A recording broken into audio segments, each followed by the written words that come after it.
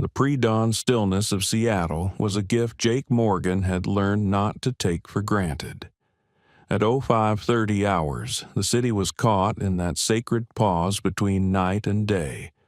The sky, a bruised purple-gray that held its breath before exhaling the chaos of morning.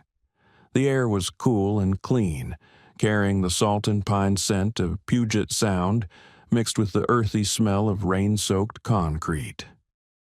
Jake stood on the running trail that wound along the waterfront, his hands buried in the pockets of a faded navy hoodie, watching the water. He was a man built from discipline and damage in equal measure, 6'2" of lean, coiled muscle that never fully relaxed, even in moments like this. His short, dark hair was regulation cut by habit, not requirement. His face was weathered beyond his 32 years, with deep-set gray eyes that tracked movement with an unsettling intensity. Beside him, perfectly still, sat Axel. The German Shepherd was a magnificent specimen, 90 pounds of trained muscle and unwavering loyalty. His coat was the classic black and tan, immaculately maintained despite the early hour. Axel's dark eyes scanned the empty trail with the same systematic precision as his handler, missing nothing. A slight tilt of his ears, a fractional turn of his head. He was reading the world the way Jake had taught him, the way the Navy had taught them both. "At ease, boy," Jake murmured, and the dog's posture relaxed a fraction, though his vigilance never truly ceased. They had been inseparable for 4 years, through 2 deployments, countless missions, and the kind of bond that only forms when your survival depends on the creature beside you. Axel was trained in explosives detection and tactical assault, a multi-million-dollar asset to the United States military. But to Jake, he was simply the only family member who had never asked him to be anything other than what he was. Jake's phone buzzed in his pocket. He pulled it out, already knowing who it would be. "Mom, breakfast at the house? 8 a.m.? Your father wants to see you." He stared at the message, his jaw tightening almost imperceptibly. "Wants to see you. Not misses you. Not as proud of you. Wants." Like a summons to a corporate board meeting. He was on a 2-week leave, his first real break in 18 months. He had chosen Seattle specifically because his parents lived here, in their pristine waterfront estate in Medina. He had told himself it was an olive branch, a chance to bridge the widening canyon between the man he had become and the son they had expected. 3 days in, and he already regretted it. Jake. Can't. Prior commitment. It wasn't a lie. His commitment was to his own sanity, to these quiet morning hours with Axel, to the absence of judgment and expectation. The phone buzzed again almost immediately. "Mom, your father secured a meeting with Senator Caldwell, 9 a.m. This is important for your future, Jacob. His future."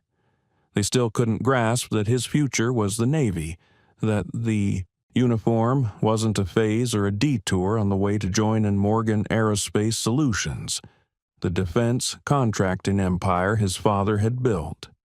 He pocketed the phone without responding. "Come on, Axel," he said, his voice quiet but carrying that note of command the dog responded to instantly. "Let's run." They moved together down the trail, Jake's stride long and efficient, Axel keeping perfect pace at his left heel. The rhythm of it, breath, footfall, heartbeat, was meditation. For 30 glorious minutes, Jake Morgan wasn't the disappointing son or the decorated operator or the man caught between 2 irreconcilable worlds. He was just a runner and his dog chasing the sunrise. 6 miles away, in the gleaming 60-story tower that housed Morgan Aerospace Solutions corporate headquarters, Maria Santos pushed her cleaning cart out of the service elevator and onto the executive floor. It was so 600 hours, early enough that the building was still mostly empty, late enough that the security guards had stopped paying attention to the invisible army of custodial staff that kept the tower pristine. Maria was 43 but looked older, the kind of weariness that came from 2 decades of night shifts and double jobs etched into the lines around her dark eyes. Her gray custodial uniform hung loose on her thin frame, and her black hair was pulled back in a severe bun beneath a company-issued baseball cap. She moved with the efficiency of someone who had mapped every square foot of this floor 1,000 times, her movements economical, practiced, invisible. Invisible was how she preferred it. She had worked at Morgan Aerospace for 6 years, cleaning the offices of people who earned more in a month than she made in a year. She scrubbed their imported Italian marble, emptied their designer wastebaskets, and listened to their careless conversations about stock options and vacation homes. She had learned to be a ghost, to move through their world without leaving a trace, without being seen. It was safer that way.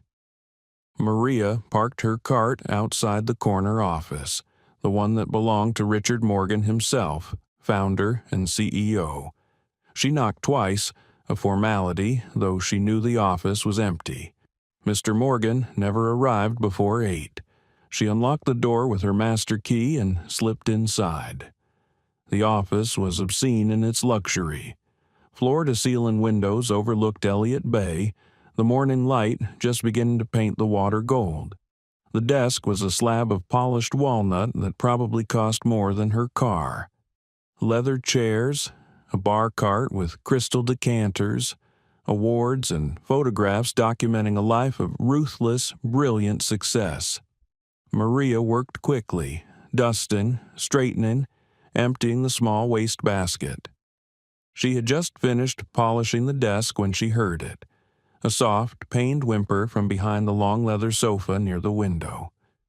She froze. The sound came again, weak and trembling. Maria's heart clenched. She knew that sound. She rounded the sofa, and her breath caught. Curled in a tight, shivering ball on the expensive Persian rug was a German shepherd puppy. He couldn't have been more than 3 months old, all oversized paws and soft, downy fur. His coat should have been glossy black and tan, but it was matted and filthy. His ribs were visible beneath his skin, and his left front paw was swollen, the joint angry and inflamed. "Oh, mijo," Maria whispered, dropping to her knees. The puppy lifted his head and his dark eyes, terrified, exhausted, but still trusting, locked onto hers. His tail gave one weak thump against the rug. Maria's hands were shaking as she reached out slowly, letting him smell her before she touched him. His nose was dry and hot. Fever. "Who left you here?" she breathed, though she already suspected. Richard Morgan's son, the one everyone whispered about, the troubled one, had access to this office, and he had a reputation for impulsive, cruel decisions disguised as philanthropy. Buying a purebred puppy on a whim, then abandoning it when it became inconvenient. The puppy whimpered again, trying to stand, but his injured paw buckled.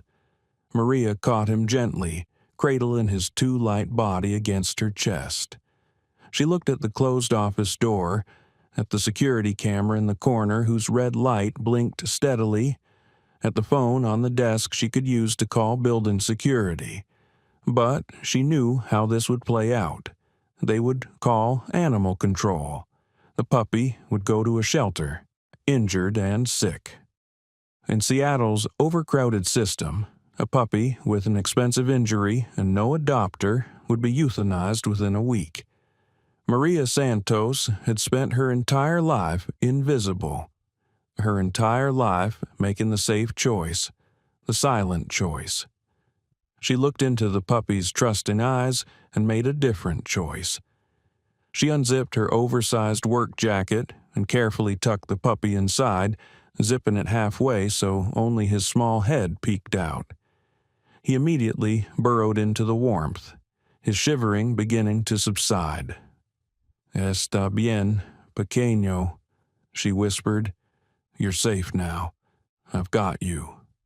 She grabbed her cart, left the office exactly as pristine as she'd found it, and headed for the service elevator, her heart pounding with the terrifying, exhilarating weight of what she'd just done.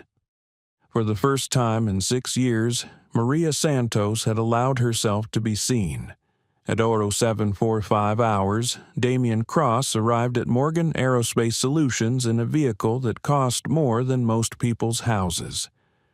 The matte, black Lamborghini Urus pulled into the executive parking garage with a roar that echoed off concrete walls, announcing his presence like a war horn. Damien didn't just park, he dominated space, taking up 2 spots marked Reserved Executive without a second thought. He stepped out, and everything about him screamed calculated excess. Damien Cross was 35, obscenely wealthy, and had never worked a real day in his life. He was the founder and CEO of Crosstech Innovations, a company that had made billions on a single controversial defense AI platform that had been adopted by every major military contractor in the world, including Morgan Aerospace. His success had been built on ruthless intelligence, strategic partnerships, and a complete absence of conscience. He was handsome in the way expensive things are handsome. Tailored charcoal suit that fit like it had been sewn onto his body, dark hair styled with precision, a face that was all sharp angles and cold calculation. His watch was a limited edition Patek Philippe. His shoes were Italian leather that had never touched anything as common as dirt. But it was his eyes that told the real story. Pale blue, intelligent, and utterly devoid of warmth. They assessed, calculated, and dismissed in rapid succession. To Damien Cross, the world was divided into 2 categories: assets and obstacles. He strode toward the private executive elevator, thumbing through emails on his phone with one hand while carrying a leather portfolio in the other. He was here for the Eero 900 meeting with Richard Morgan and Senator Caldwell, a meeting that would finalize a $400 million defense contract. It was, as far as Damien was concerned, already a done deal. The elevator doors opened, and he stepped inside, barely glancing at the custodial worker who was holding the door, a small, tired-looking woman with a cleaning cart. Maria Santos pressed herself against the wall of the elevator, making herself as small as possible, her hand instinctively moving to her jacket where the puppy was hidden. Damien didn't even acknowledge her existence. He was already dictating a text message to his assistant, his voice sharp and impatient. "Tell Reeves if the presentation isn't perfect, he's fired. I don't care about his excuses. I pay for results, not effort." The elevator began its ascent. Maria stared at the floor, counting the seconds, praying the puppy would stay quiet. They were at the 45th floor when it happened. The puppy, perhaps sensing Maria's tension, perhaps in pain, let out a small, high-pitched whimper. Damien's head snapped up. His eyes narrowed, zeroing in on Maria's bulging jacket with laser focus. "What was that?"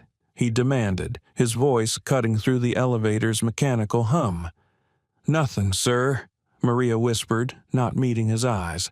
"I apologize." "Open your jacket." Maria's blood turned to ice. "Sir, I said open it." Damien took a step toward her, his presence suddenly menacing in the confined space. "Now." Maria's hands trembled as she slowly unzipped her jacket. The German shepherd puppy's small head emerged, his dark eyes wide with fear.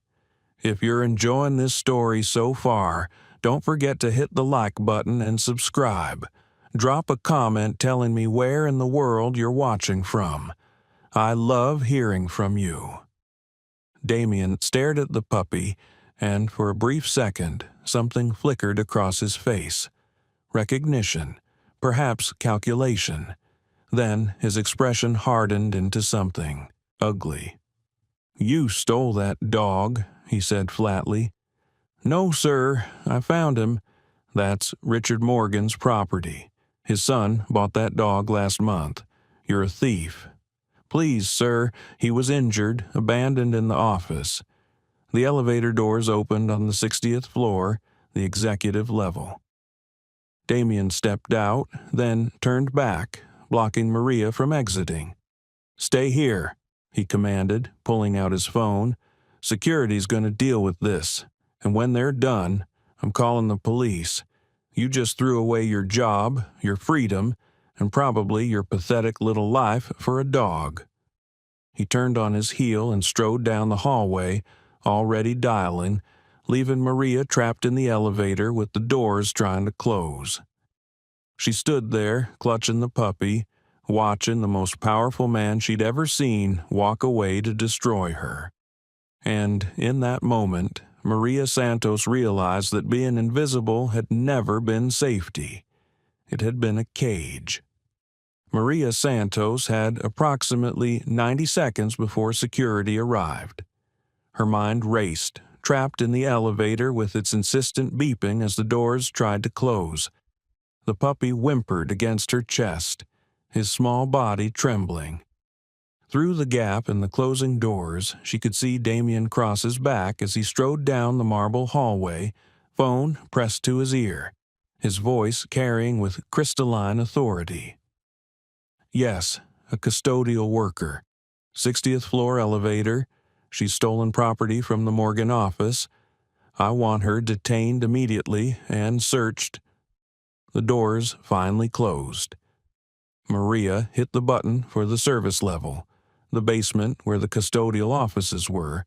Her only thought to get to her locker, grab her things, and run.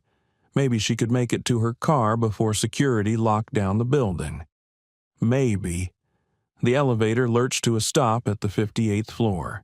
The doors opened to reveal two building security guards, both with hands on their belts, their faces set in professional hard masks. "Ma'am, step out of the elevator, please," the older one said. He was in his 50s, barrel-chested, with the weary eyes of a man who'd seen every kind of human desperation. "I didn't steal anything," Maria said, her voice shaking. "I found him. He was hurt, abandoned. Ma'am, we need you to come with us." She had no choice. She stepped out, the puppy still tucked inside her jacket. The guards flanked her, not touching, but making it clear she was detained. They guided her down a side corridor to a small, windowless security office.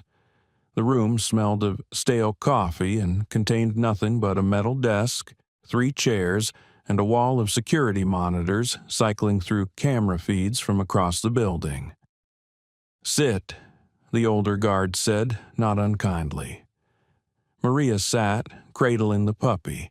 The younger guard, who couldn't have been more than 25, was staring at the small dog with something like pity in his eyes.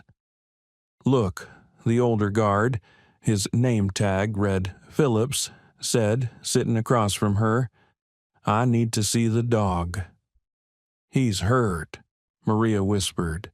"His paw is infected. He has a fever. He was left in Mr. Morgan's office with no food, no water." "I believe you," Phillips said quietly, and Maria's head snapped up in surprise. "But right now, that doesn't matter. What matters is that Mr. Cross has made an accusation, and he has the kind of power that makes my bosses very, very nervous." The younger guard shifted uncomfortably. "Phillips, maybe we should just—" "What, Reeves?" Phillips cut him off. "Look the other way while a billionaire destroys a woman who makes $12 an hour? That what you were going to suggest?" Reeves went quiet. Phillips turned back to Maria, and his expression was genuine regret. "I'm sorry, ma'am, I truly am. But I have to take the dog as evidence. You'll get a receipt, and if your story checks out, if my story checks out, the dog will be dead," Maria said, her voice breaking. "You know how this works. Animal control will take him. He's injured. He'll be put down before anyone even asks whose dog he was." Phillips didn't deny it. He just looked at her with those tired, sympathetic eyes that had seen this exact scenario play out 100 times. The powerless crushed by the powerful. The system protecting money, not justice. "I have to make the call, ma'am." Maria pulled the puppy closer, and that's when the door burst open. Damien Cross filled the doorway, and he wasn't alone. Behind him was a tall, severe-looking woman in an expensive business suit, Margaret Chen, head of legal for Morgan Aerospace. And behind her, looking uncomfortable but present, was Richard Morgan's executive assistant, a nervous young man named Todd who kept glancing at the puppy with something like recognition in his eyes. "Is this handled?" Damien demanded, his eyes on Maria like she was an insect he was about to step on. "Mr. Cross, we're processing the situation," Phillips began. "Process faster," Damien snapped. He pointed at Maria. "That woman has stolen a valuable purebred German shepherd that belongs to the Morgan family. The dog is worth at least $3,000. That makes this a felony. I want her arrested, prosecuted, and permanently barred from this building." Margaret Chen, the lawyer, stepped forward with a tablet. Her voice was clinical, devoid of emotion. "Ms. Santos, is it? I've reviewed your employment contract.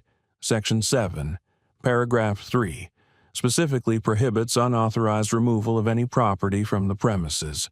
The contract is clear. Violation results in immediate termination and criminal prosecution. You will surrender the dog, collect your final paycheck, and vacate the premises immediately." Maria clutched the puppy tighter. He was whimpering now, sensing her distress. "He was abandoned," she said, her voice rising with desperate courage. "He's sick.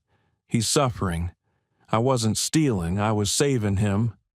"You're a janitor," Damien said, his voice dripping with contempt.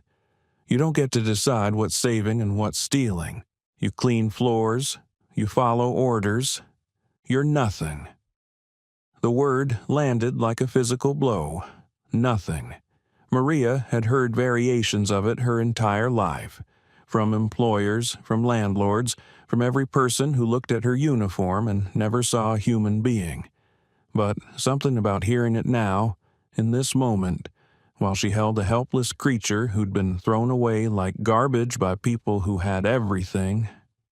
Something inside Maria Santos broke, or maybe it finally healed. "No," she said. Damien blinked, genuinely surprised. "What did you say?" "I said no." Maria stood up, still cradling the puppy. Her voice was shaken, but it was steady underneath, like bedrock under earthquake. "I'm not giving him back to people who left him to die. I don't care about my job. I don't care about your prosecution. This puppy is suffering, and if you actually cared about him, if any of you actually saw him as something alive instead of property, you wouldn't be threatening me, you'd be thanking me."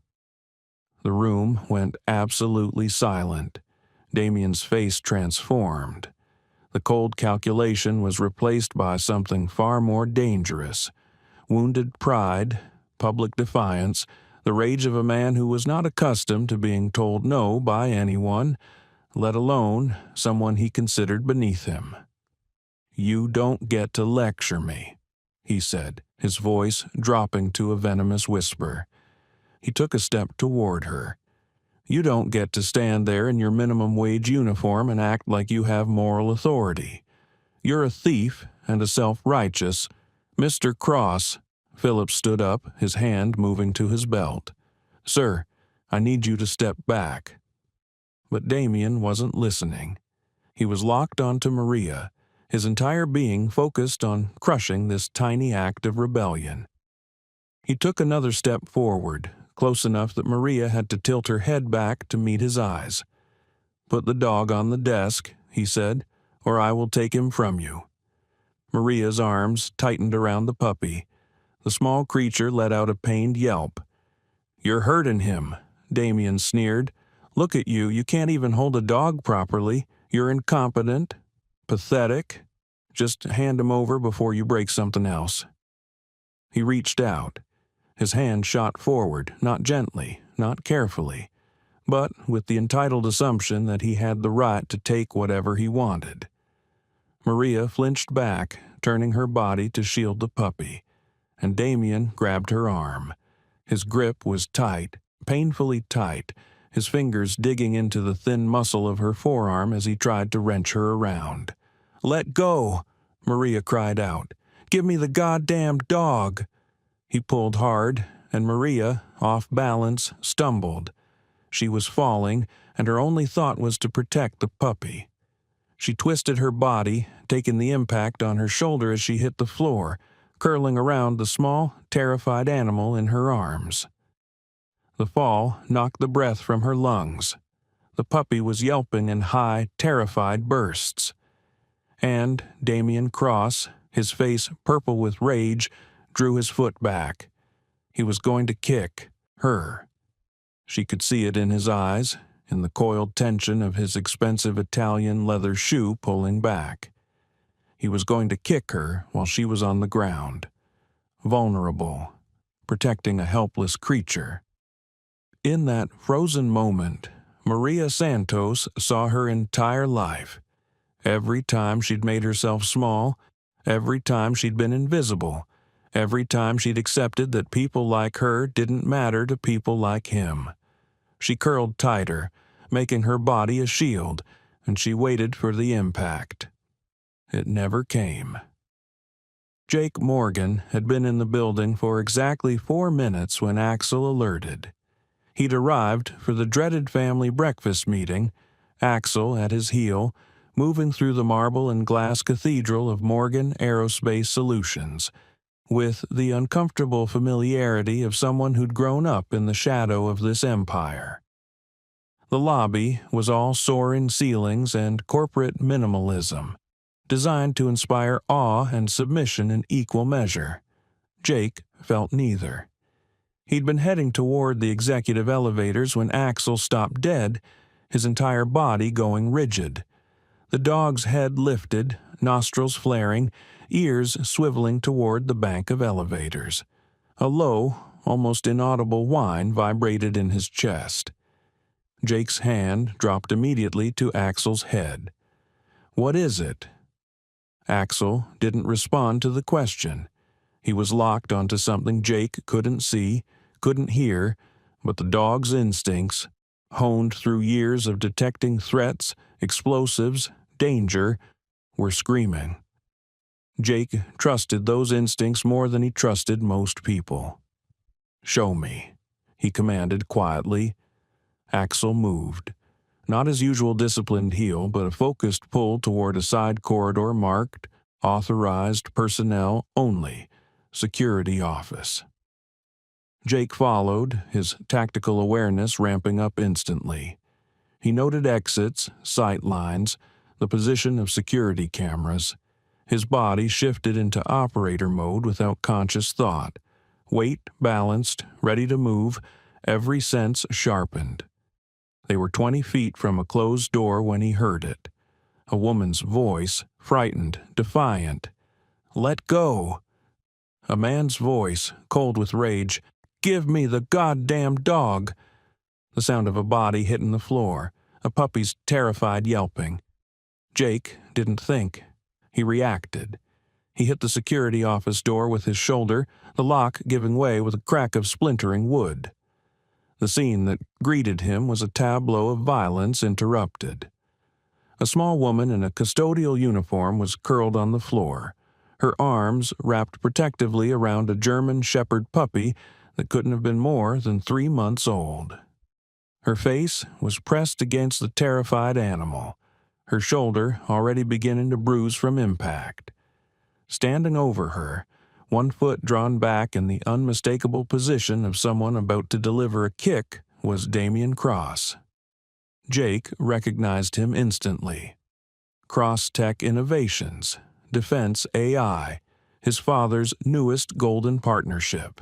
A man whose face had been on the cover of Forbes 3 times in the last 2 years. None of that mattered. What mattered was the woman on the floor and the coiled violence in the man standing over her. Step back. Jake's voice cut through the room like a blade. Every head turned. The security guards, frozen by the suddenness of the escalation. The lawyer, her tablet clutched to her chest. The nervous assistant. And Damien Cross, his foot still raised, his face a mask of thwarted rage. Damien lowered his foot slowly, his pale blue eyes assessing this new variable. He saw a man in jeans and a navy hoodie, physically imposing but not in a suit. Not official, not important. "Who the hell are you?" Damien demanded. Jake didn't answer him. He moved past Damien as if he didn't exist, dropping to one knee beside Maria. "Ma'am, are you injured?" His voice, which had been iced to Damien, was warm to her, gentle. Maria looked up, her dark eyes wide with shock. She was trembling, clutching the puppy so tightly the small animal was whimpering. I'm okay," she whispered, though she clearly wasn't. Jake's gaze dropped to the puppy. He took in the details with trained efficiency. Malnourished, dehydrated, infected paw, signs of neglect. His jaw tightened. Axel, who had followed Jake into the room, approached slowly. The big German shepherd lowered his head, his posture gentle, non-threatening, and touched his nose to the puppy's. A soft, almost inaudible whine. The puppy, despite his terror, responded, a weak tail thump, a small lick to Axel's muzzle. Recognition, safety, pack. Jake helped Maria sit up, his movements careful, respectful. "What's your name?" "Maria Santos." "Miss Santos, I need you to let me see your arm where he grabbed you." Maria slowly extended her arm. The marks were already visible, 4 dark bruises where Damien's fingers had dug into her flesh, the clear impression of a violent grip. Jake's eyes went flat and cold. He stood, placing himself between Maria and Damien. Axel moved with him, taking up position slightly to Jake's left, his body language shifting from gentle companion to tactical asset. The dog's eyes never left Damien Cross. "You assaulted her," Jake said, his voice carrying the absolute certainty of someone who'd witnessed it. Damien's shock was giving way to indignation. "She stole property. I was retrieving it. You need to leave before I have security remove you. This is a private corporate matter." "This stopped being private the moment you put your hands on her," Jake interrupted. "This is now assault and battery. That's criminal." Margaret Chen, the lawyer, found her voice. "Sir, I don't know who you are, but you're trespassing. Mr. Cross is well within his rights to protect property." "Show me the bill of sale," Jake said, not looking at her, his eyes locked on Damien. "What?" "The dog. Show me the bill of sale, the registration papers, the proof of ownership. Right now." Damien's expression flickered. "I don't need to show you anything." "Then you don't have ownership," Jake stated. "What you have is an allegation. What I have is a witness to assault." He gestured to the security guards. "You both saw him grab her. You both saw her fall. Are you going to stand there and pretend you didn't?" Phillips, the older guard, looked deeply uncomfortable. The younger one, Reeves, was staring at Maria with undisguised guilt. "I saw it," Reeves said quietly. "Reeves!" Margaret Chen snapped. "I saw it," Reeves repeated, louder this time, his voice gaining strength. He grabbed her. She fell trying to protect the puppy. Damien's face went from angry to dangerous. "You're both fired." "You don't have the authority to fire building security," Jake said, his voice still that eerie calm. "But you do have the right to remain silent. I suggest you use it." He pulled out his phone with one hand, never taking his eyes off Damien. He dialed 911. "This is Jake Morgan. I'm calling to report an assault in progress at Morgan Aerospace Solutions, 60th floor security office. One victim, female, injuries to her arm and shoulder. Suspect is on site and detained. Send a unit and a paramedic." Damien actually laughed, a short, sharp bark of disbelief. "You're calling the police on me? Do you have any idea who I am?" "I know exactly who you are," Jake said, pocketing his phone. "You're a man who just committed assault in front of multiple witnesses and who's about to learn that money doesn't make you bulletproof." "And who the hell are you?" Jake met his gaze with the flat, emotionless stare of someone who'd looked into far more dangerous eyes than these. "Someone who stopped you from kicking a woman while she was on the ground protecting a puppy." The words hung in the air, simple and damning. Damien's face went pale, then red. He'd been caught, not just in the act, but in the intent. His foot had been raised. Jake had seen it. The guards had seen it. "She's a thief," Damien tried again, but his voice had lost its certainty. "Then let the police sort it out," Jake said. "But you're not touching her again, and neither is anyone else in this room." He turned his back on Damien, a deliberate insult, a statement that the man was no longer a threat worth watching, and crouched beside Maria again. "The ambulance is coming," he said gently. "They'll check you out. Are you hurt anywhere besides your arm?" Maria shook her head, still clutching the puppy. "Thank you," she whispered, tears streaming down her face. "Thank you." Behind them, Damien Cross stood in the center of the ruined office, his carefully constructed power crumbling around him, and realized he'd just made a catastrophic mistake.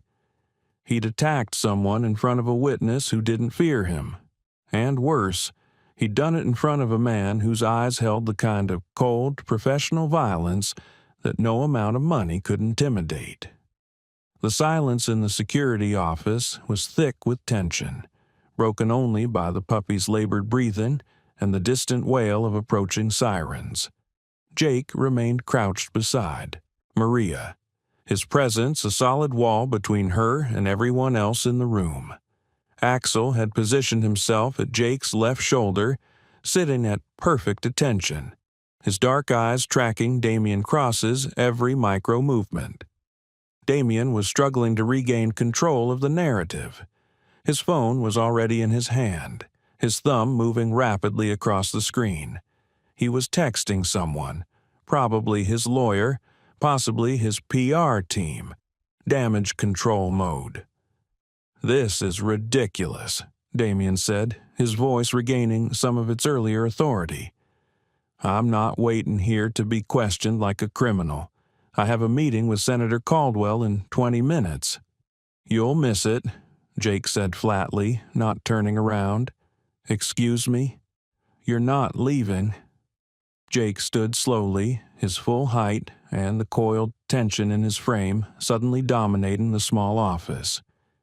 "You put your hands on her, you knocked her to the ground, and you were about to kick her.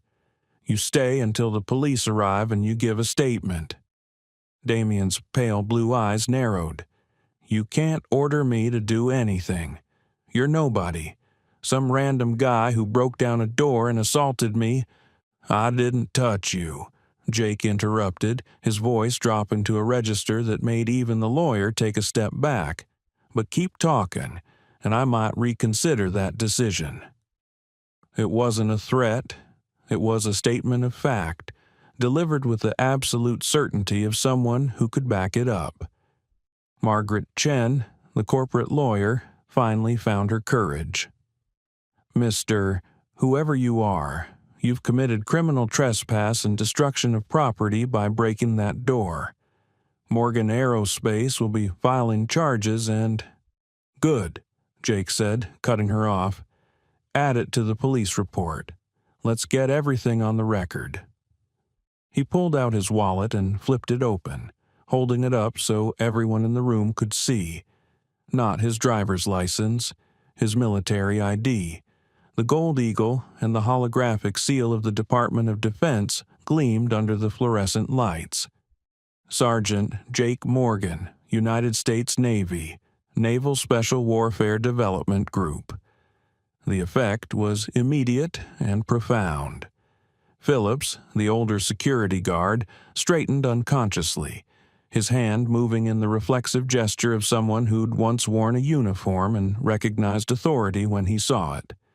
Reeves's eyes widened. "Dev Grew, that's your SEAL team. I know what it is." Damien cut him off, but his voice had lost its edge. He was reassessing, recalculating.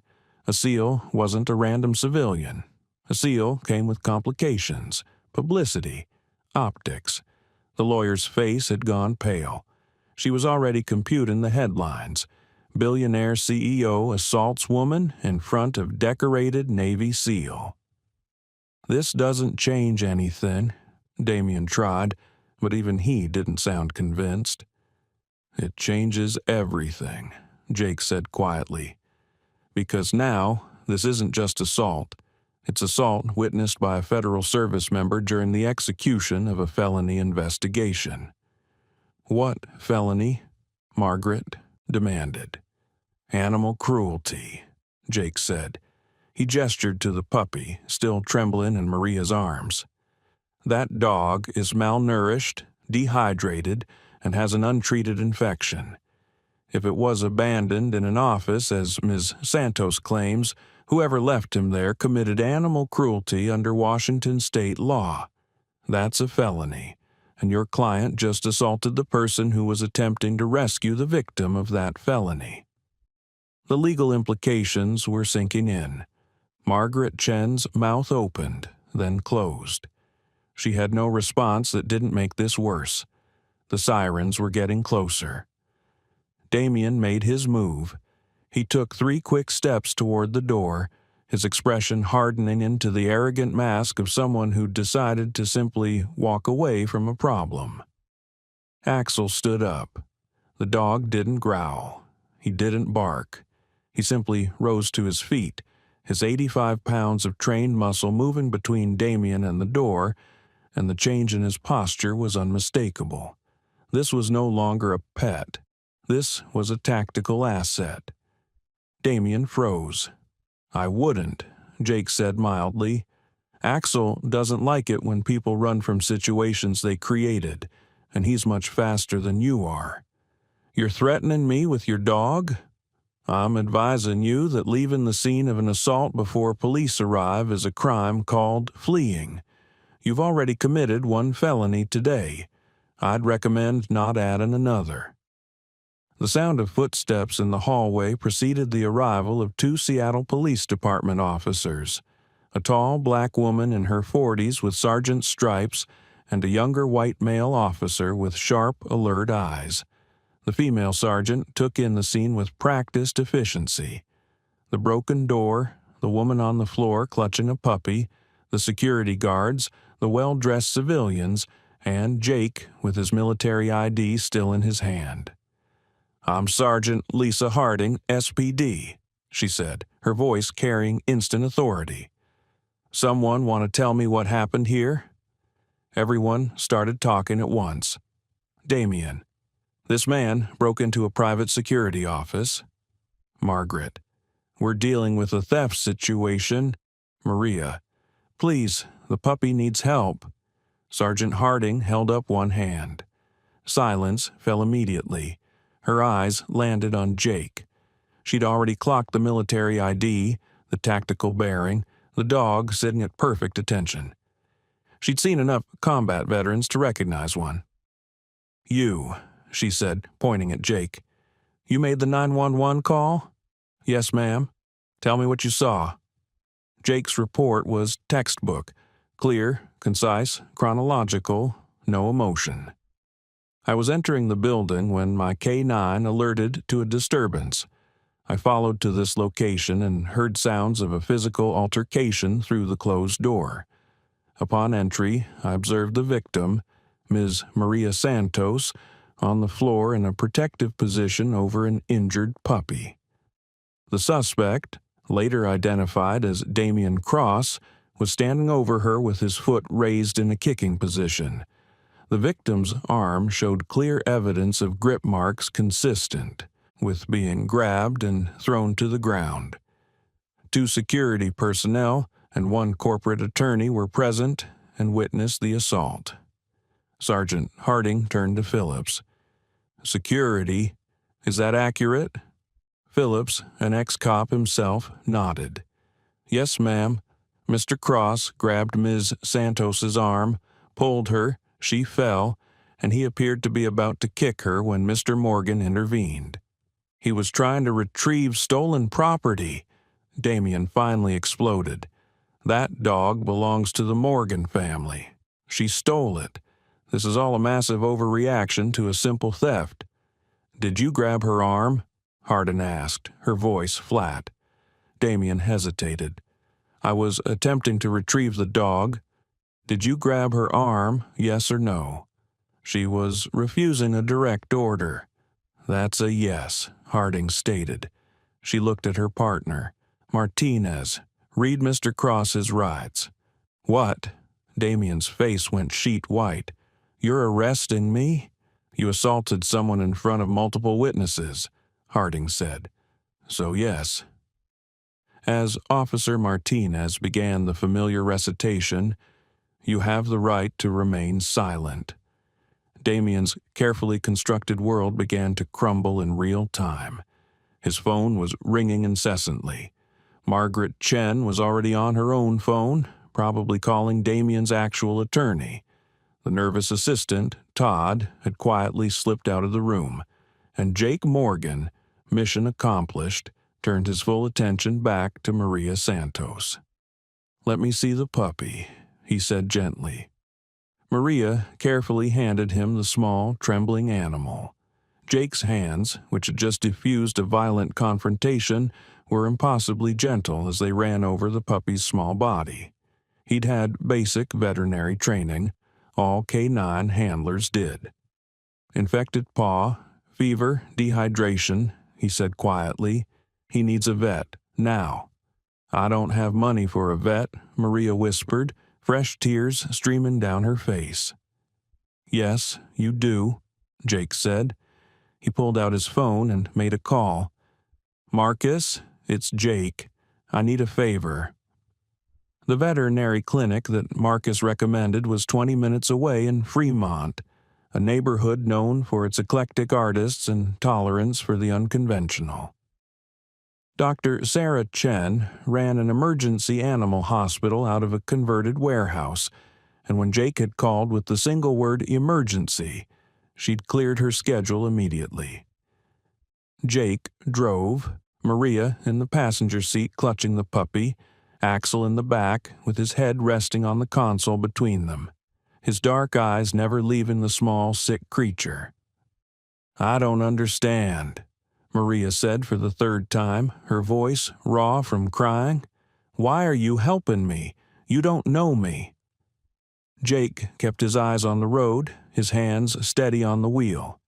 I know enough. But I'm nobody. I'm just a janitor who... You put your body between a helpless animal and someone who wanted to hurt him, Jake interrupted quietly. That's not nobody. That's someone worth helping. The clinic smelled of antiseptic and dog shampoo, a clean, functional space with bright lights and stainless steel examination tables. Dr. Chen was a petite woman in her 50s with kind eyes behind wire-rimmed glasses and hands that moved with confident precision. She took one look at the puppy, and her expression hardened. Neglect case? She asked, already pulling on gloves.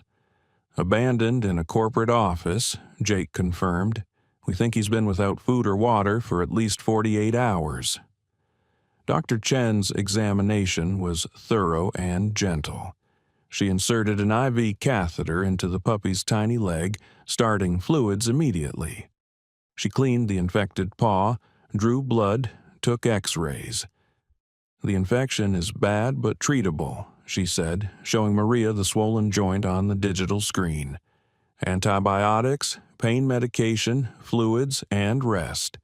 He'll recover fully, but it was close. Another day, and we'd be looking at sepsis." Maria's hand covered her mouth. "He almost died." "But he didn't," Dr. Chen said firmly.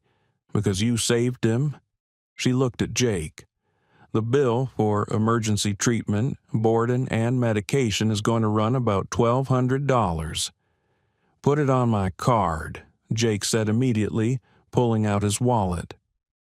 "No," Maria protested. "I can't let you." "You already did," Jake said, handing the card to Dr. Chen. "This isn't negotiable."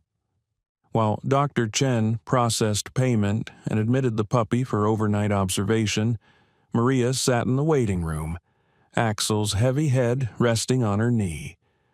The big German shepherd had appointed himself her guardian, and she found herself absently stroking his soft ears, the simple comfort of it keeping her from falling apart completely. Jake emerged from the payment office and sat beside her. For a long moment, they just sat in companionable silence. "What happens now?" Maria finally asked. "Damien Cross was arrested, but men like that, they don't stay arrested. He'll make bail in an hour. He'll come after me. I'll lose my job. I already lost it, actually, the moment that lawyer saw me, and he'll make sure I never work in this city again." She wasn't wrong. Jake had seen it before, the way the powerful crushed challenges to their authority, systematically and thoroughly. "He's going to try," Jake agreed. "But he made a critical mistake." "What mistake?" "He did it in front of me." Maria looked at him confused. "You said you're military, but you're on leave, right? You can't stay here, and I have 9 days left," Jake said. "That's enough time." "Enough time for what?" Jake's phone buzzed. He looked at the screen and a thin, humorless smile touched his lips. "Enough time for justice." The text was from Sergeant Lisa Harding, SPD. "Cross made bail. $50K, out in 90 minutes. Thought you should know." Jake stood up. "Maria, I need you to trust me. Can you do that?" She looked up at this stranger who'd broken down a door for her, paid for her puppy's surgery, and was now asking for her trust. Every survival instinct she had screamed that trusting powerful men led to pain. But Jake Morgan's eyes weren't those of a powerful man. They were the eyes of a protector. "Yes," she whispered. Damien Cross walked out of the King County Jail at 2:47 p.m., his expensive suit rumpled, his pride in tatters, and his rage at a level that would have terrified anyone who knew him well. His attorney, Leonard Fisher, a shark in a $1,000 suit who specialized in making problems disappear, was waiting with a town car. "This is a disaster," Fisher said the moment Damien was inside. "Assault charges, multiple witnesses, and it happened at your business partner's company. Richard Morgan is already distancing himself. The senator canceled the meeting. Crosstech stock dropped 4 points in the last 2 hours." "I don't care about the stock," Damien hissed. "I care about that janitor and that soldier making me look weak." Fisher's expression went carefully neutral. "Damien, you need to listen to me very carefully. The best-case scenario here is a plea deal. Assault in the 4th degree, deferred prosecution, anger management classes, a public apology." "No. No, I don't apologize," Damien said, his voice dropping to something cold and certain. I don't lose to a woman who cleans toilets and some grunt who thinks a uniform makes him special. I want them destroyed, both of them." Fisher shifted uncomfortably. "Damien, revenge isn't a legal strategy." "Then I'm not hiring you for legal strategy," Damien interrupted. He pulled out his phone and made a call to a number that wasn't in his contacts, one he'd memorized for situations exactly like this. It rang twice before a smooth, professional voice answered. "Mr. Cross, I was wondering when you'd call." "Mancini," Damien said, "I need that other service you provide." Vincent Mancini was many things. A fixer, a shadow broker, a man who solved problems that couldn't be solved through legal channels. He had connections in every dark corner of Seattle, from corrupt cops to career criminals, and his services came with absolute discretion and absolutely no conscience. "The situation from this morning, I assume?" Mancini's voice was calm, almost pleasant. "I've been following the news. Quite the spectacle. The janitor, Maria Santos, and the SEAL, Jake Morgan. I want them to understand what happens when they cross me." "Understood. Define, understand." Damien's knuckles were white where he gripped the phone. "The woman loses everything. Her job, her credibility, her dog. Frame her for something, plant evidence. I don't care. Make her unemployable and desperate. And the soldier, I want him hurt. Not killed, nothing that blows back on me. But I want him in a hospital bed, wondering if he'll ever use his hands again." Fisher, listening to this, looked like he was going to be sick. "Ambitious," Mancini said, "and expensive. We're talking about targeting a federal service member. That increases risk exponentially. I'll pay triple your usual rate. Then we have an agreement. I'll need 24 hours to gather intelligence and position assets. Where can I find them?" Damien smiled, cold and cruel. "The janitor will go back to check on the dog. The vet clinic is called Chen's Emergency Animal Hospital in Fremont. The soldier, he's staying at the Four Seasons downtown. Room 1847. I already have people checking." "Efficient," Mancini said approvingly. "I'll be in touch." The call ended. Fisher stared at Damien in horror. "Do you have any idea what you just did? If this gets traced back to you, if there's any evidence of conspiracy, you're not looking at assault charges anymore. You're looking at racketeering, conspiracy to commit battery, maybe attempted murder." "Then make sure it doesn't get traced back," Damien said coldly. "That's what I pay you for. Now take me home. I have a reputation to rebuild."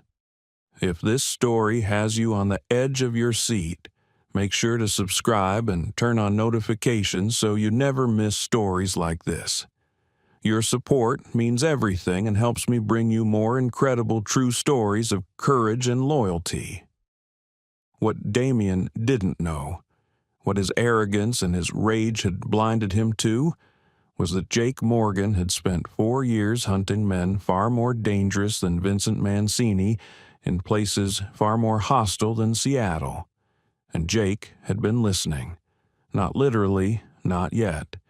But he'd been a SEAL long enough to know how men like Damien Cross operated.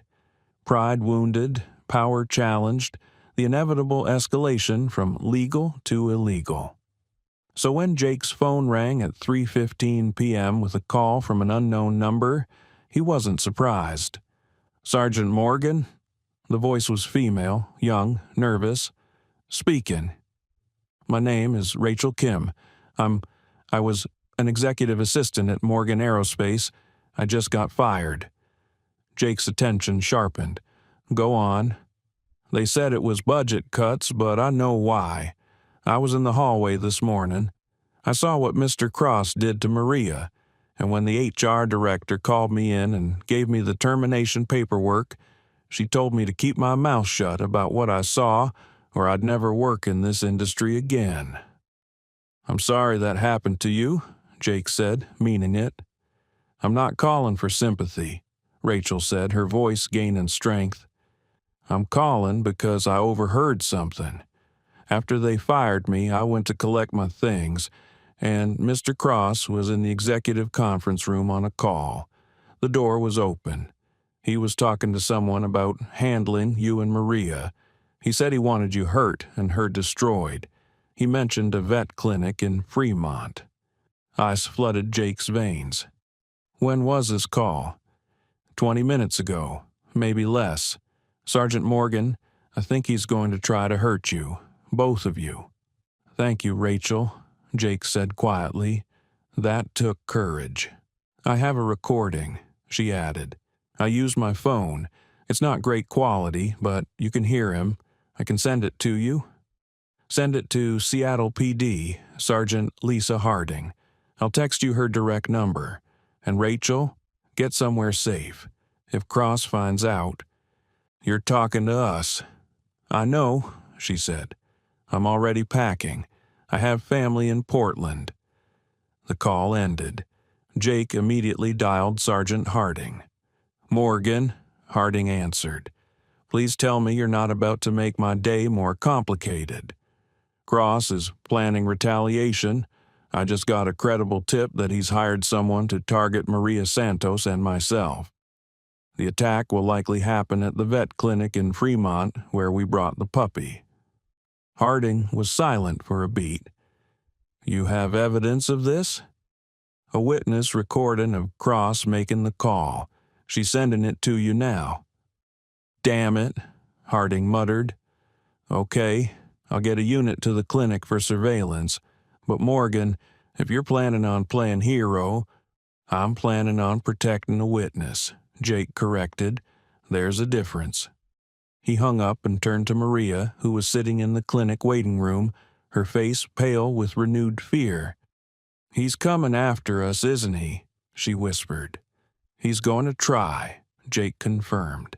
He crouched in front of her, his eyes level with hers. "Maria, I need you to understand something. Men like Damien Cross, they rely on fear. They rely on people being too scared to fight back. But you already fought back. You already won the first battle when you refused to let him take that puppy." "I'm not a fighter," Maria said, her voice breaking. "I'm scared. I don't know how to—" "You don't have to know," Jake interrupted gently. "That's my job. Your job is to trust me and stay close. Can you do that?" She looked into his eyes and saw absolute certainty. No doubt, no hesitation. This was a man who'd walked into hell and walked back out, and he was offering to stand between her and the monsters. "Yes," she whispered. Axel, sensing the shift in energy, stood up from where he'd been lying and moved to Jake's side. The big dog looked at Maria, then back at Jake, and a small understanding passed between them. Pack protects pack. The attack came at 6:47 p.m., just as the sun was beginning to set and paint the Seattle sky in shades of burnt orange and deep purple. Jake had positioned himself and Maria in Dr. Chen's office at the back of the clinic, away from windows with Axel on alert at the door. He'd also made one additional call to his former teammate Marcus Reeves, who lived in Seattle and owed Jake his life from an operation in Syria that neither of them talked about.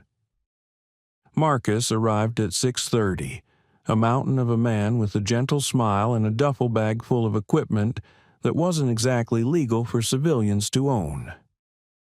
"You know," Marcus said, pulling out a compact surveillance system and beginning to set up cameras around the clinic's exterior, "most people spend their leave drinking and sleeping in. You start wars." "I don't start them," Jake corrected. "I finish them." Dr. Chen, to her credit, had taken the news that her clinic might become a battleground with impressive calm. "I've treated K-9s for SEAL teams before," she'd said. "I know the kind of people you deal with." Do what you need to do. Just don't let anyone hurt my animals." At 6:45, Marcus's tablet pinged. "We've got movement. White cargo van, no plates, just pulled into the lot. 3 men exiting." Jake moved to the window, staying in the shadows. The 3 men were professionals. Not street thugs, but not military either. Private security contractors, the kind who asked no questions and had flexible ethics. They were armed. He could see the telltale bulges under their jackets, and they moved with tactical spacing. "SPD is 5 minutes out," Jake said, checking his phone. Sergeant Harding had positioned an unmarked unit nearby, but not so close as to spook the attackers before they made their move. 5 minutes is a long time," Marcus observed. "Then we stall." Jake handed Maria a phone, a burner Marcus had brought. "If anything goes wrong, you hit one button. Speed dial 1 is 911. You tell them officer needs assistance at this location. Understand?" Maria nodded, her hands shaking but her jaw set with determination. The front door of the clinic rattled. Someone was testing it. Dr. Chen had already locked it and turned off the main lights, making the clinic look closed. A voice called out, artificially friendly, "Hello? We're here to pick up a dog. German Shepherd puppy. We're with the Morgan family." Jake's eyes narrowed. They were trying the legitimate approach first. Dr. Chen, following Jake's earlier instructions, called back through the door. "We're closed. You'll need to come back during business hours with proper identification." "Ma'am, this is an emergency. The dog was stolen. We have paperwork." "Then you can present it to Seattle PD when they arrive," Dr. Chen said firmly. "I've already called them about a suspicious vehicle." The friendly pretense dropped instantly. Through the window, Jake saw the leader, a scarred, hard-looking man in his 40s, gesture to his team. They were splitting up, one to each side of the building. "They're going to breach," Marcus said quietly, his hand moving to the concealed firearm at his waist. Jake shook his head. "We're not shooting anyone unless there's absolutely no choice. We need them alive and talkative." "You want to take 3 armed contractors hand to hand." Jake looked at Axel, who was vibrating with controlled tension, every muscle coiled and ready. "Not hand to hand. We have an advantage they don't know about." The crash of breaking glass came from the clinic's side window. The first contractor was coming through, moving fast and low. "Axel," Jake commanded, his voice dropping into the tone of absolute authority the dog had been trained to obey without question. "Guard, engage." Axel exploded into motion. The dog hit the first contractor before the man even saw him coming, 85 pounds of trained aggression taking him at chest height. The man went down hard, his gun clattering away. Axel's jaws clamped on his arm, not biting through, but applying enough pressure to make resistance impossible. The man screamed. The second contractor came through the front door, having forced the lock. He saw his teammate on the ground with the German Shepherd on top of him and reached for his weapon. Jake was already moving. He crossed the distance in 3 strides, coming in low and fast. The contractor started to turn, started to bring his gun up, but Jake was faster. He drove his shoulder into the man's solar plexus, driving the air from his lungs, and in the same motion swept the gun hand up and away. A sharp twist, a pressure point, and the gun was falling. Jake caught it mid-air and ejected the magazine in a single practiced motion, rendering it useless. The contractor tried to throw a punch. Jake blocked it with his forearm, rotated inside the man's guard, and applied a standing arm lock that brought the contractor to his knees with a grunt of pain. "Stay down," Jake commanded, his voice utterly calm. The third contractor, the leader, had been smarter.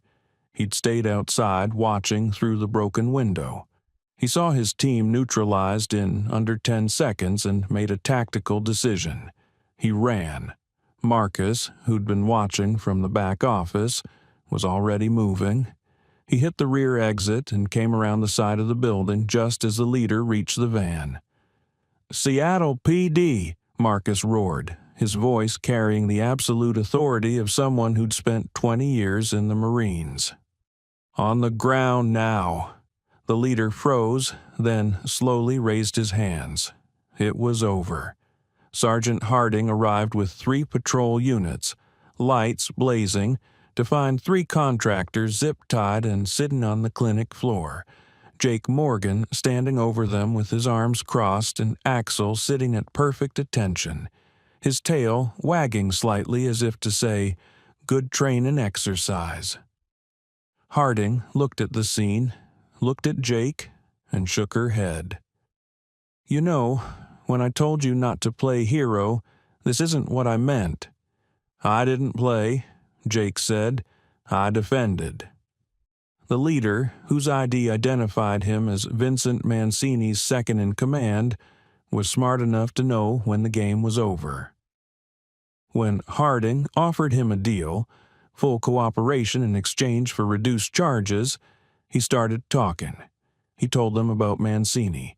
He told them about Damien Cross's call. He told them about the $150,000 contract to hurt the SEAL and destroy the janitor. And he handed over his phone, which had text messages from a burner number with explicit instructions. Harding recorded every word, and with each sentence, Damien Cross's legal situation went from bad to catastrophic. "That's conspiracy," Harding said with grim satisfaction. "That's solicitation of assault.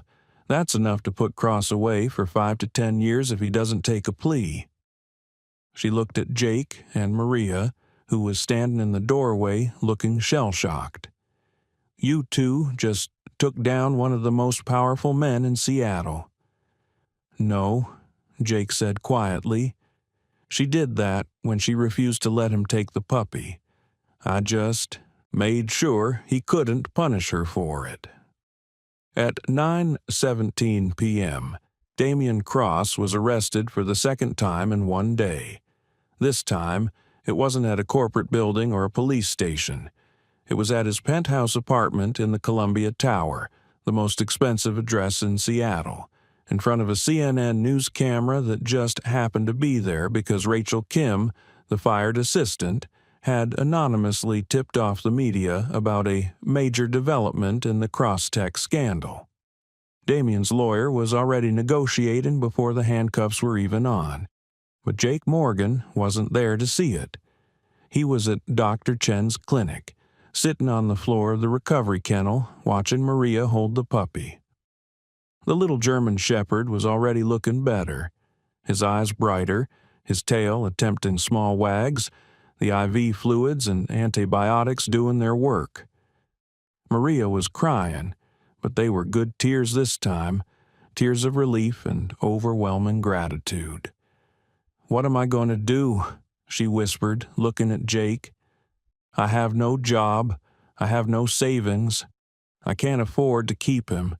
"Yes, you can," Dr. Chen said, entering the kennel with a clipboard. "Because his medical bills are paid, his adoption fee is waived, and I'm hiring you." Maria's head snapped up. "What?" "I need a veterinary assistant," Dr. Chen said matter-of-factly.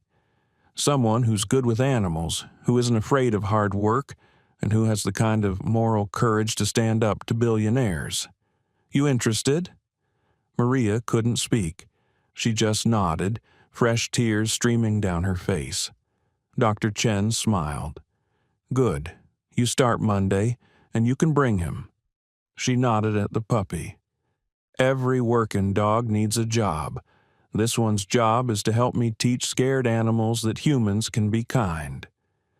Jake stood up, brushing dog hair off his jeans. His phone had been buzzing nonstop for the last hour. His mother, his father, his commanding officer, news outlets somehow getting his number. He ignored all of it except one message from Sergeant Hardin. Cross is offering a plea. 18 months, full restitution to Maria Santos, public apology, permanent restraining order. DA is recommending we take it. Your witness is safe. Good work, Morgan. He showed the message to Maria. She read it, and for the first time since he'd met her, she smiled. A real smile, bright and unbroken. "It's over," she whispered. "It's over," Jake confirmed. Axel, who'd been patiently waiting through all of this, finally walked over to the puppy and touched his nose to the small dog's head. A benediction, a welcome. "You're packed now. You're safe." The fallout from Damien Cross's arrest was seismic. By morning, the story had gone national. Billionaire tech CEO arrested for assault and conspiracy after attacking janitor who rescued puppy. Navy SEAL intervenes. The optics were devastating. Video footage from the clinic's security camera, which Marcus had thoughtfully provided to select media outlets, showed the three-armed contractors breaking in, and the timestamp matched exactly with the text messages from Cross's hired fixer. Crosstech's board of directors held an emergency meeting and voted unanimously to remove Damien as CEO. His assets were frozen pending the criminal investigation. And, worst of all, for a man who'd built his identity on being untouchable, he became a punchline. Late-night comedians joked about billionaires losing fights to janitors. Twitter exploded with memes. The hashtag Team Maria trended for 3 days. But for Jake Morgan, sitting in his hotel room at dawn 3 days after the incident, the victory felt incomplete. His phone rang. It was his father. Jake stared at the screen for a long moment, then answered. "Jacob." Richard Morgan's voice was cold, controlled, furious. "Do you have any idea what you've done?" "I stopped an assault." "You humiliated one of our most important partners. You destroyed a $400 million deal. You made our family, my company, look complicit in Damien's behavior. The board is demanding answers. Senator Caldwell won't return my calls. Our stock dropped 8 points." Jake's jaw tightened. A woman was being attacked. A puppy was being neglected. "That's what happened, Dad. Those are the answers." "That woman was a janitor who stole property." "That woman's name is Maria Santos," Jake interrupted, his voice dropping to something dangerous. "And she saved a life while everyone else, including your company, looked the other way. You want to talk about humiliation? You should be humiliated that it happened in your building, under your watch, and nobody did anything until I showed up." "You had no right." "I had every right," Jake shot back. "I took an oath to protect people who can't protect themselves. That oath doesn't stop existing because the threat is wearing an expensive suit instead of carrying an AK-47. There was a long, cold silence. "You're not welcome at Morgan Aerospace," Richard said finally, "and you're not welcome in my home. Not until you apologize to Damien Cross and publicly distance yourself from that woman." "Then I guess I'm not welcome," Jake said quietly, "because that's never happening. You're throwing away your inheritance, your future." "No, Dad, I'm choosing my future. You just don't like that it doesn't include you." He hung up. For a long moment, Jake sat in the silence of the hotel room, Axel's head resting on his knee, and waited for the regret to come. It didn't. What came instead was a text from Maria. "The puppy's name is Valor, like yours, like what you showed me. Thank you for everything." And a text from Dr. Chen. "Your friend Marcus asked if I needed security for the clinic. I said yes. He's installing a system today for free. You have good people in your life, Morgan? And finally, a text from his commanding officer. Heard about Seattle. Proud of you. Take your remaining leave. You've earned it. But when you get back, we need to talk about a K-9 instructor position at Coronado. Interested? Jake looked at Axel. You want to teach? The dog's tail thumped once. That's what I thought. The Seattle Police Department's investigation into Damien Cross and Vincent Mancini's criminal network expanded rapidly. What had started as a simple assault case had metastasized into something far larger, a conspiracy that reached into corporate boardrooms, city contracts, and a decade of intimidation, bribery, and violence. Mancini, facing 20 years on conspiracy and racketeering charges, made a deal. In exchange for a reduced sentence, he provided evidence on 19 separate contracts he'd fulfilled for Cross and other wealthy clients over the past 8 years. The names he named were staggering. 2 city councilmen, a King County judge, the CEO of a major construction firm. All of them had hired Mancini to handle problems, lawsuits that disappeared, whistleblowers who suddenly recanted, competitors who mysteriously went bankrupt. The FBI opened a RICO investigation, and at the center of it all, like a spider in a web, was Damien Cross. Sergeant Harding called Jake on day 5. Morgan, I need to ask you something, and I need you to be honest. Always? How did you know Cross would escalate? You positioned yourself at that clinic like you knew the attack was coming. Jake chose his words carefully. I've spent 4 years hunting people who think power makes them invincible. Cross fit the profile. Wounded pride, history of getting away with things, access to resources.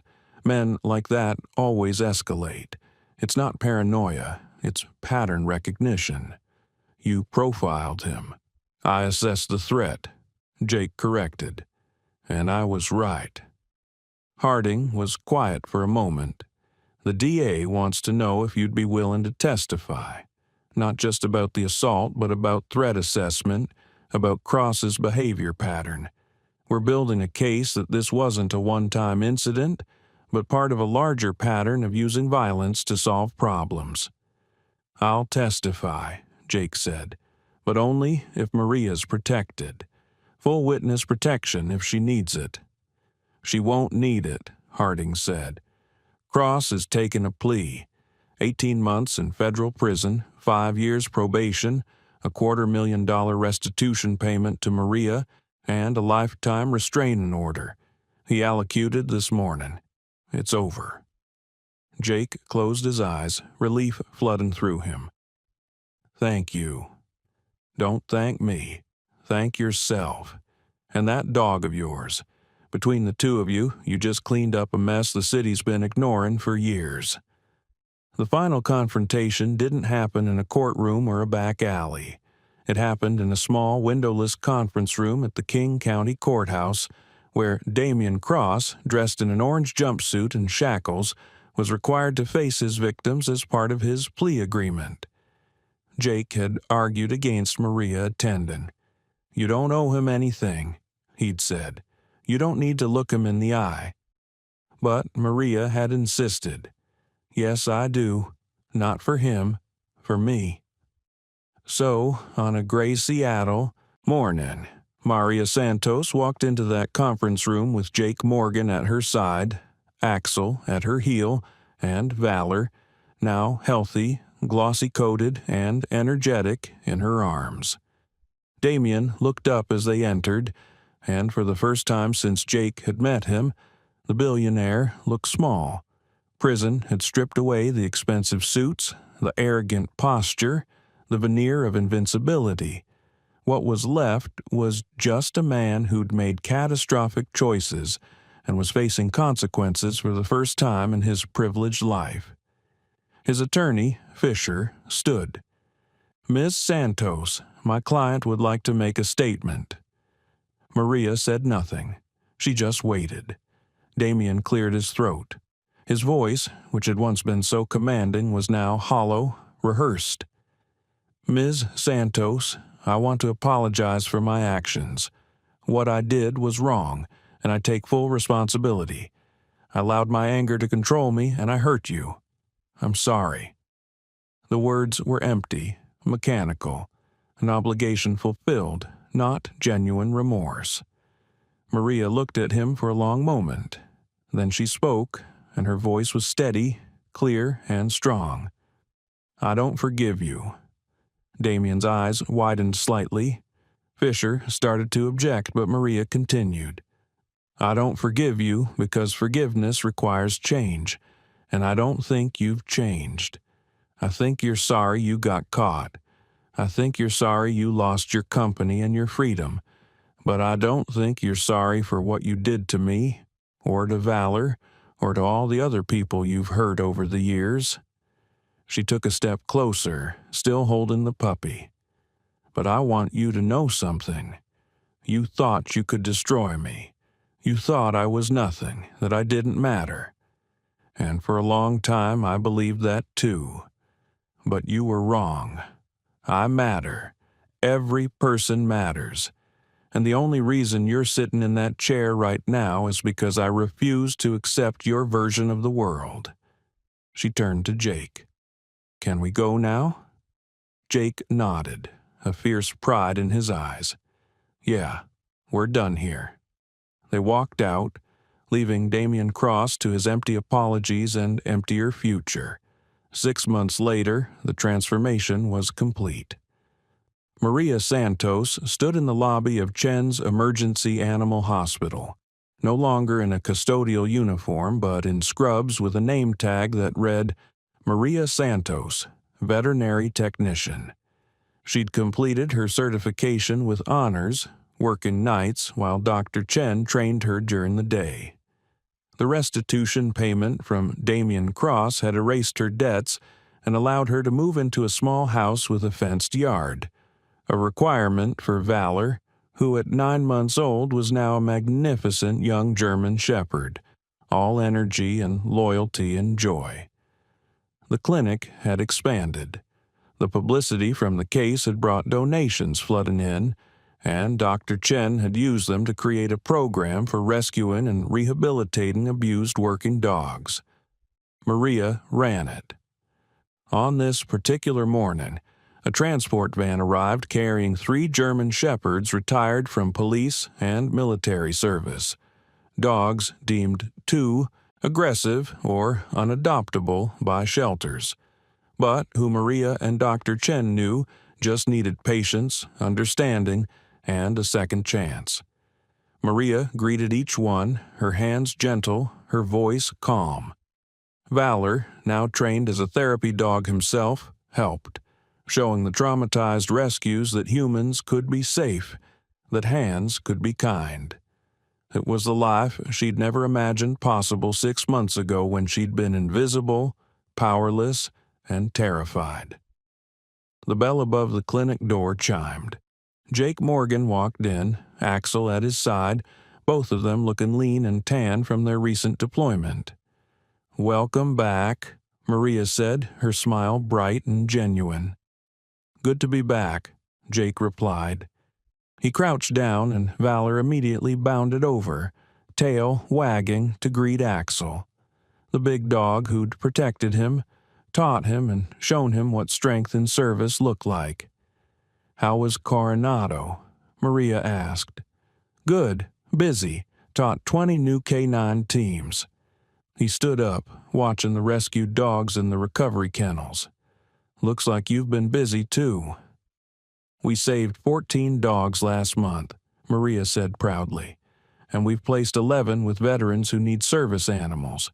Dr. Chen calls it the Valor Project." Jake's throat tightened. "That's good work, Maria. Important work."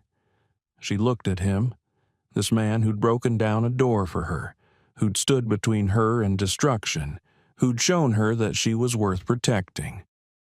"I couldn't have done any of this without you," she said quietly. "Yes, you could have," Jake corrected gently. You already had the courage. I just made sure you had the chance to use it. That evening, Jake and Maria sat in her small backyard, watching Axel and Valor play in the fading summer light. The big dog was gentle with the younger one, teaching him boundaries, wrestling carefully, showing him what it meant to be strong and controlled.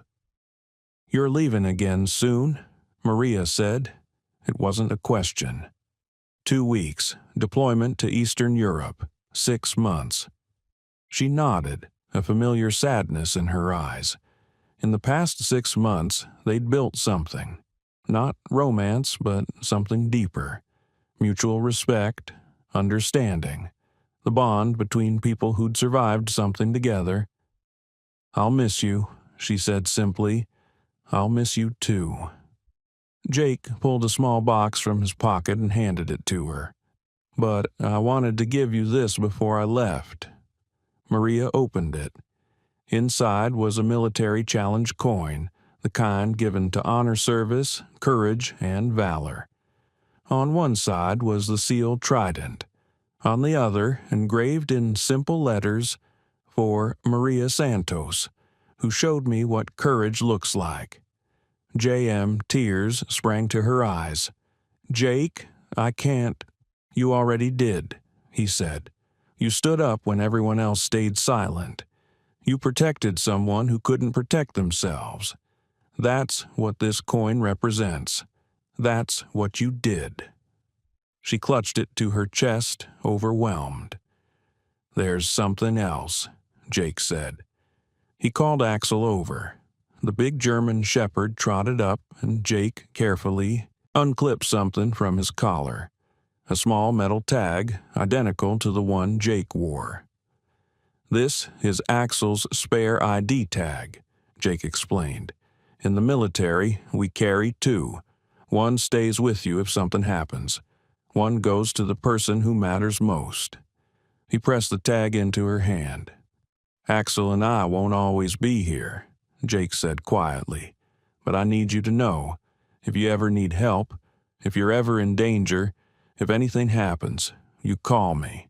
Day or night, deployment or not. You're Pack now, Maria, and Pack protects Pack. Maria couldn't speak. She just threw her arms around him, holding tight, this stranger who'd become family. When they finally pulled apart, both of them had tears in their eyes. Thank you, she whispered, for everything, for seeing me when I was invisible. You were never invisible, Jake said. You just needed someone to stop and look. As the Seattle sun set behind the Olympic Mountains, painting the sky in shades of gold and crimson, Jake Morgan stood on the same waterfront trail where this had all begun. Axel sat beside him, and for the first time in years, Jake felt something he'd almost forgotten. Peace. Not the temporary peace of leave or vacation, but the deep, settled peace that came from living according to his values, from choosing right over easy, from protecting someone who couldn't protect themselves. His phone buzzed. A message from his commanding officer. Transport leaves in 2 weeks. Hope you enjoyed your leave. Next assignment is going to be interesting. Jake smiled. Interesting? That was military speak for dangerous, complicated, and probably classified. But he was ready. He looked at Axel. Ready to get back to work, boy. The dog's tail wagged once, firmly. Always ready. Jake's phone buzzed again. This time, a photo from Maria. Valor sleeping peacefully in a sunbeam, his head resting on a stuffed toy shaped like a sealed trident that Dr. Chen had custom made. The message with it, he's safe, because of you. Thank you for showing me that heroes are real. Jake typed back, heroes don't wear capes. Sometimes they wear custodial uniforms and save puppies. You showed me what courage looks like. He pocketed the phone and began to walk, Axel at his heel, back toward the life that waited. Deployments, danger, duty. but also purpose. Because Jake Morgan had learned something in Seattle that no amount of military training had taught him. You don't measure a life by the enemies you defeat. You measure it by the people you protect. And sometimes the most important battle isn't fought in a desert or a jungle. Sometimes it's fought in a corporate office, defending someone everyone else thought was nobody. Sometimes the most important victory isn't winning a war. It's making sure one person, one scared, brave, invisible person, knows they matter. As Jake walked into the gathering dusk, the Seattle skyline glittering to life behind him, he carried with him the weight of Maria's courage, valor's innocence, and the reminder that every single day and every single moment we choose what kind of people we want to be. Warriors or cowards, protectors or bystanders, human beings who see each other, or ghosts who walk past suffering and do nothing. Jake Morgan had made his choice, and so had Maria Santos. And somewhere in Seattle, a young German Shepherd puppy named Valor slept peacefully, surrounded by the kind of love and safety that every living thing deserves, proof that one person's courage can change everything. Thank you so much for watching until the end. If this story touched your heart, please share it with someone who needs to be reminded that heroes still exist. Don't forget to subscribe if you haven't already, and let us know in the comments. What was your favorite moment? Was it Maria's courage, Jake's protection, Axel's loyalty, or the moment justice was served? We read every comment. God bless, and see you in the next story.